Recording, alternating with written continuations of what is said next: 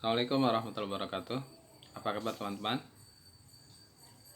Hari ini saya akan membahas tentang sebuah buku yang berjudul Antara Kopiah dan Bah. Ini bukunya. Buku ini adalah karya saya, alhamdulillah. Berisi tentang pengalaman saya bermotor, pengalaman di jalan, bertemu dengan orang-orang yang mereka memberi cerita pada saya.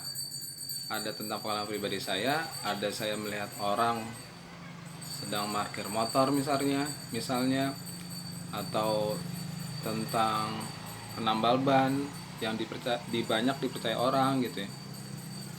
Seputar itu. Jadi intinya pengalaman pribadi saya atau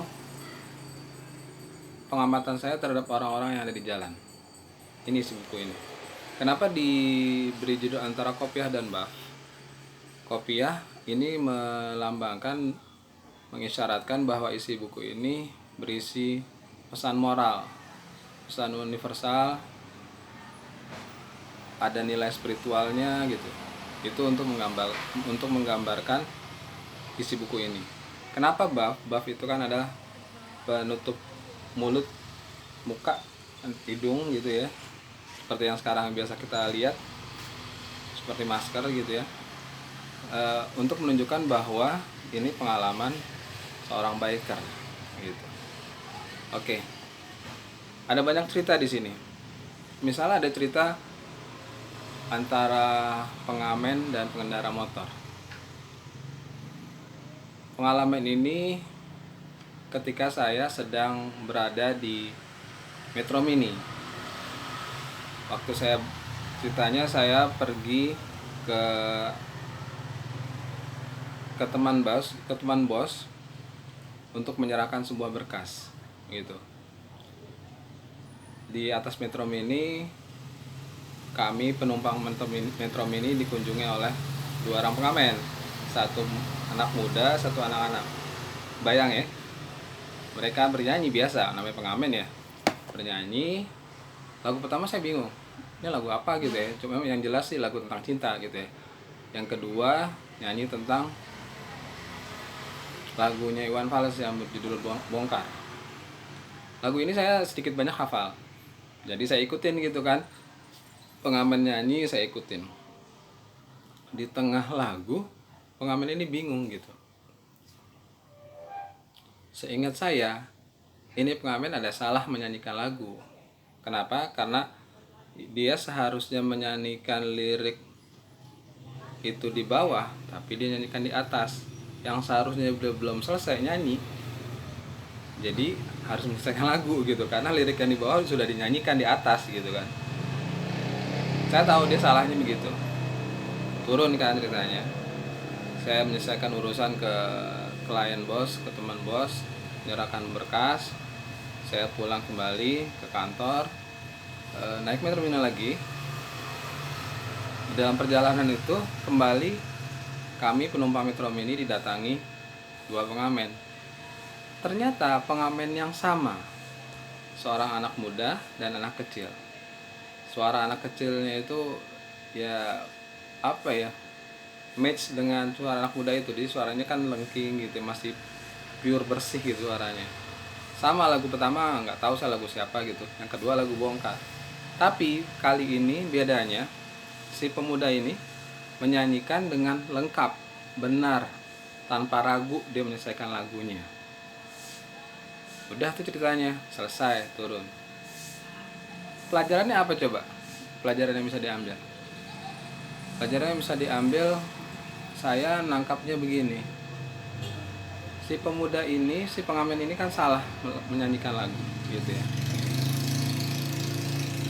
Setelah salah dia turun. Tidak ada yang menegurnya, tidak ada yang memperingatinya, tidak ada yang memberitahu bahwa dia salahnya di sini, tidak ada yang memberitahu.